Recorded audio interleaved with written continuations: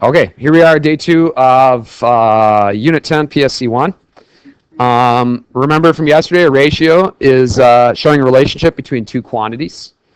A proportion is an equation that sets two quantities or two ratios equal to each other. Okay, similar figures are figures that have the same shape but not necessarily the same size. So let's look at a couple examples here. Are those two shapes similar? At the top, no. They're both rectangles. Some kids are going to say, they're both rectangles. Well, no, they are, but they're not necessarily similar. Are the two hexagons similar? Yes. Yes, they are, right? Because the side lengths maintain the same ratio. So let's say each of these side lengths is 1. What would be a good estimate for each of these side lengths? Maybe 2? Double?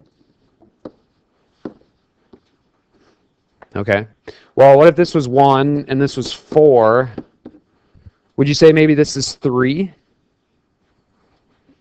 That look,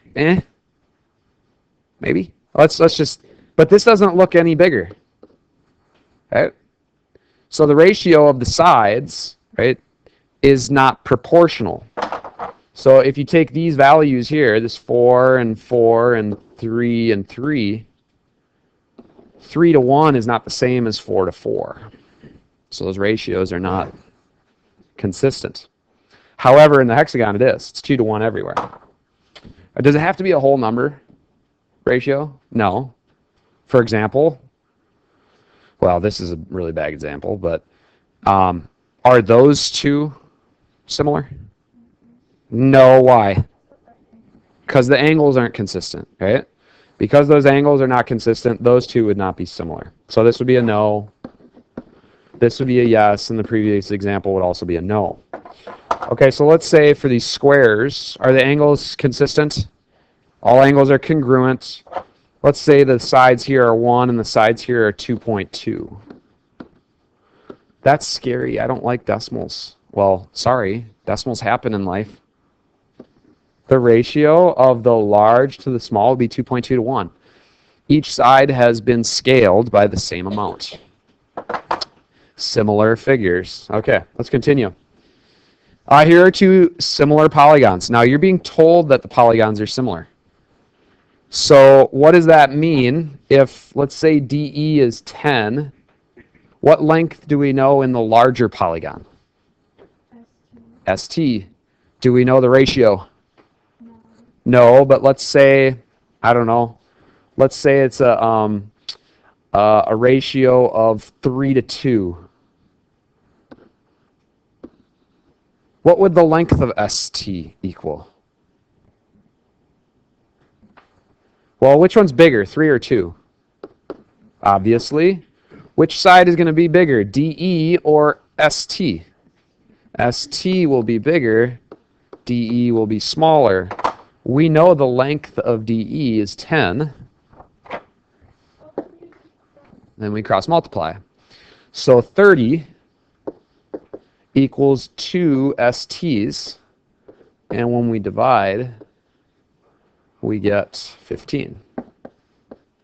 10 times 3 halves is also 15. So that's just another way to do it. Okay, we can tell right now that the angles are all congruent. So because corresponding or similar polygons have congruent angles. If this angle was, let's say, 100 and...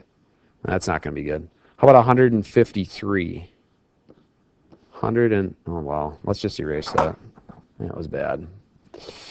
153 degrees. What other angle is 153 degrees? B. B is also 153 degrees. Some child will get sniped and say 76 and a half. You know, they'll be like, oh, maybe I should divide it by 2. No, they're always the same. Corresponding angles in similar figures are always congruent, 153. Okay, so all angles translate, all sides get scaled. Okay, so the rule. For those of you who like a formal rule. Two polygons are similar if and only if the corresponding angles are congruent and the corresponding sides are proportional. proportional.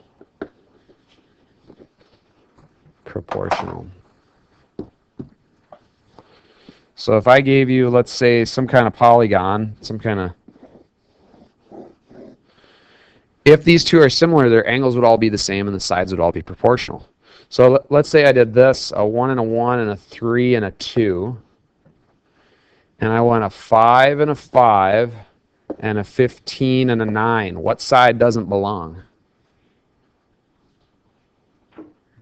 The 9, right? The 9 is a problem. Everything else has been multiplied by 5, but not the 9. So what should this be? A 10, correct. A 10 in order for those to be similar. That's under the assumption that all of the angles are congruent. All the corresponding angles are congruent, I should say.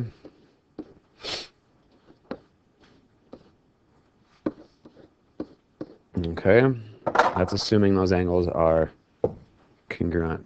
So we just said for polygons to be similar, we need congruent angles and proportional sides. All right, so just a repeat from what we just had on the previous slide, proportional sides.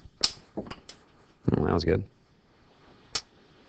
I would like for you and a neighbor to determine whether or not these next two examples are proportional with congruent angles. So determine whether or not they're similar.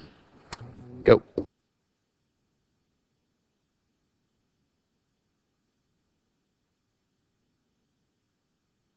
Yeah, we do. We have congruent angles. So we could say check to that. Yeah, that works. We've got at least one of the two requirements for similar polygons, but the sides are not proportional, right? 12 over 10. This 12 over this 10 is definitely not equal to 12 over 18, right? That proportion is not going to work out well for us. Since that's not true, these are not proportional. Therefore, I would not do that. That would be a no-go, and these would not be similar. No, not similar. Okay, so as we look at another example here at the bottom, well, this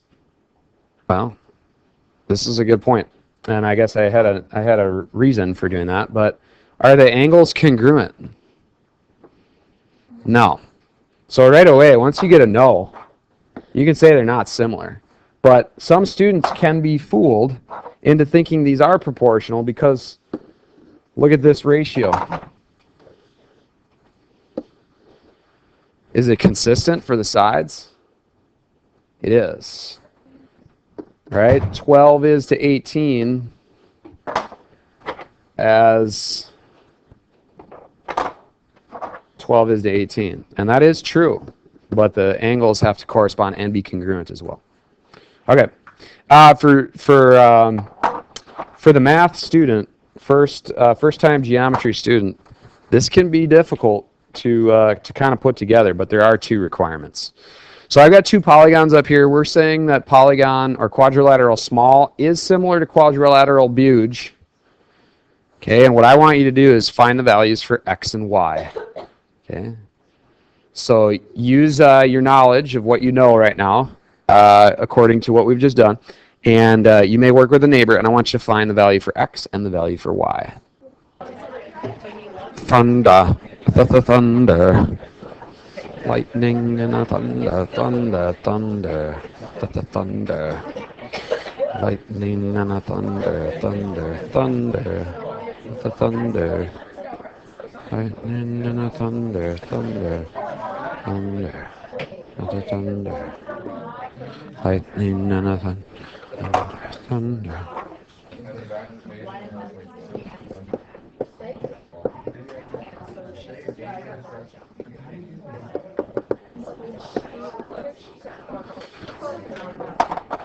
Thunder, thunder, thunder. Lightning and a thunder, thunder, thunder, thunder. Lightning and a thunder, thunder. Ha ha ha ha.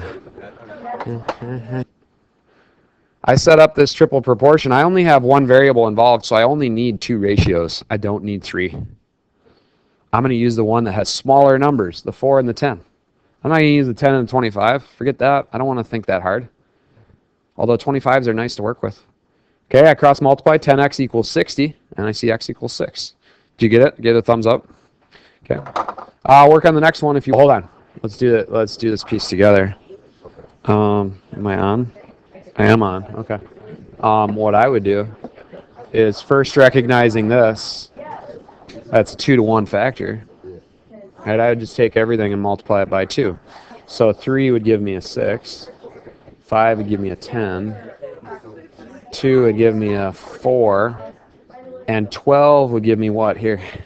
6. Yeah. Perfect. Check your answers up here. Don't get sniped by Mark Wahlberg. Don't be the child snipe kid that forgets that you're going from one figure to the other. This is not 24 here for KN. Someone will do it. They will. They'll double it instead of halving it. Okay, the ratio from think to large is 2. So the ratio from large to think would be 1/2. So be solid on that. Like, subscribe, comment below. 100 sub gets a sticker, maybe even 2. And it might be a special sticker. Pew!